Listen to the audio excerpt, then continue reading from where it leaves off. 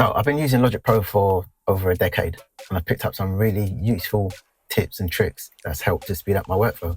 So I'm going to share them with you to help you speed up your workflow so you can get around Logic Pro a lot faster and get your work done a lot quicker. So the first thing we need to do is to enable complete features.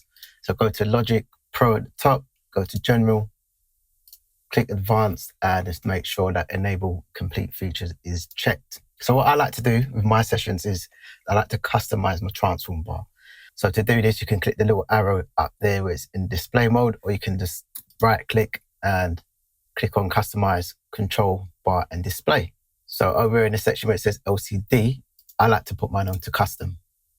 So once I've done that, I get a much bigger transform bar, which shows me a lot more things like tempo, the time signature, the divisions, and also shows you your CPU and your HD. The CPU is going to tell you how much strain your computer's under, and HD is going to show you the load that your hard drive is under when you're playing back your audio. And also what I like to have in my custom bar is my pre-fader metering and my low latency monitoring mode.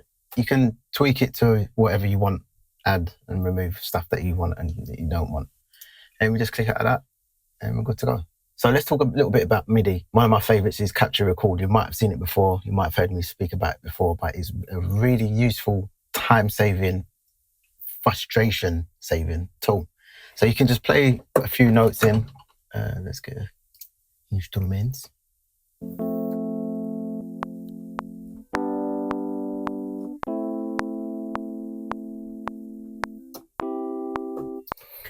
So when you've played your notes in, all you got to do is press Shift and R, and Logic is gonna capture your recordings, which is a beautiful thing. So that's all right if you're just creating one loop. But what happens if you want to create different takes? So if I try to capture record what I've just created, it's gonna overwrite it.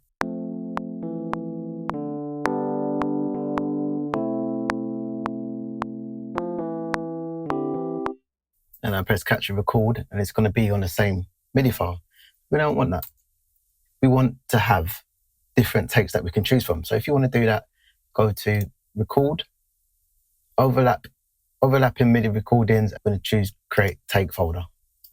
Now when we do that, we're going to create take folders.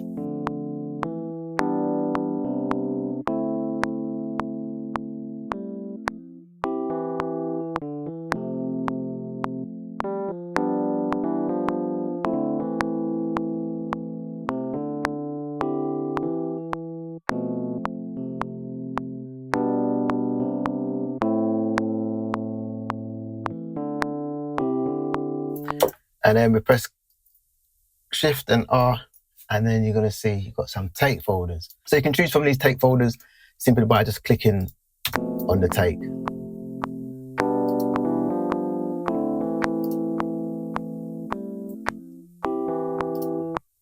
Choose which one's the best one, and then you can keep it by clicking on the number and then hitting flatten. So the next thing I want to talk about is Midi Chase.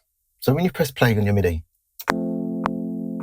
it's going to play from the first note. But if you try to play from in the middle of the chord, you're not going to hear nothing until the next chord. So we need to turn Midi Chase on. To do that, just press Option and P, and then we go to MIDI. If it's on General, we click on Chase, and then we click Notes. And it's going to say Sustained. Now, when we play it in the middle,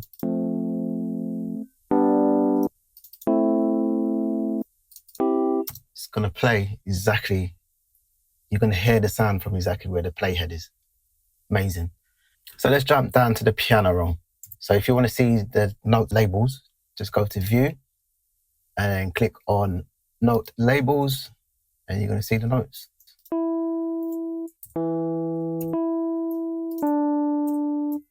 Next cool tip that I like to use a lot is duplicating tracks. So you've got to do is highlight your region, press Command, press R, and you can duplicate your regions. You can also do it by highlighting the region, pressing it all, and dragging it across.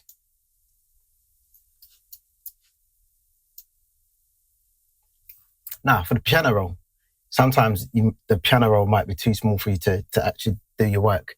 So I find it to be small, a bit too small sometimes. So there's a way around it. To open your piano roll, you can press P on your keypad and bring it up. And you can see it there because it's a bit small. You can't see much. Or we can double click on the MIDI region. That will open up your piano roll. But what I like to use is Command and 4, and that's going to bring up your MIDI region. Nice and big. So now you've got all that space. So if you've got 2 monitors, 2 screens, you can edit on one window and do your other stuff on the next. Really cool. So the next thing I like to use, similar to the piano roll, getting that nice big window, there's a shortcut for it. I'm going to show you in a minute. To open up your mixer, you can press X on your keypad. That will bring up your mixer. Or you can press Command and 2 on your keypad, and that's going to bring up a nice big window of your mixer. So again, if you've got 2 screens, this is absolutely perfect. You can have your mixer on one window and your editing window on the next.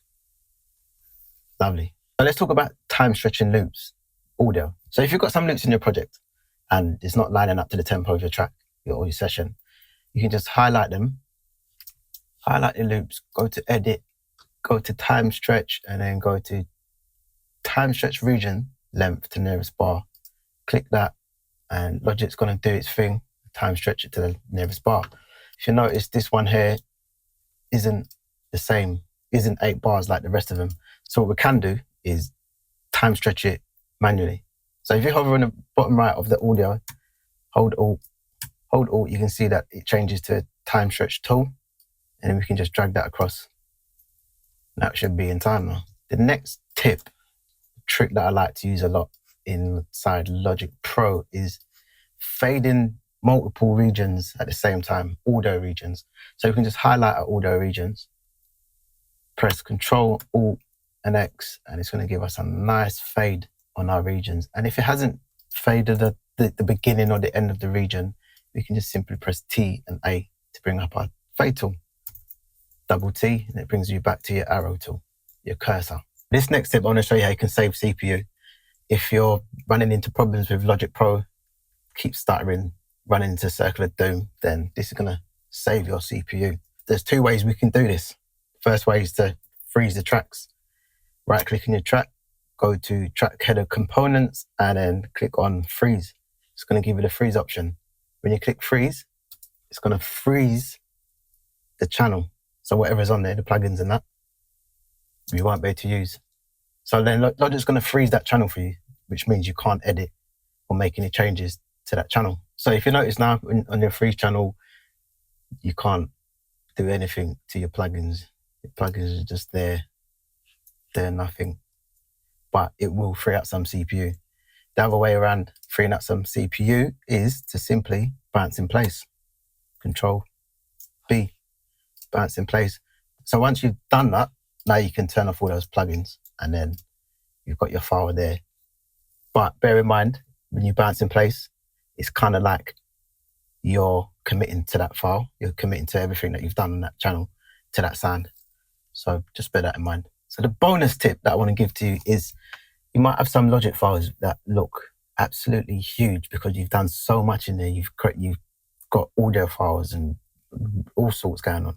So to make your file size smaller, go to your project window in the top right, click on project, go to edit, select unused, and you can see I've got a bunch of unused audio files there.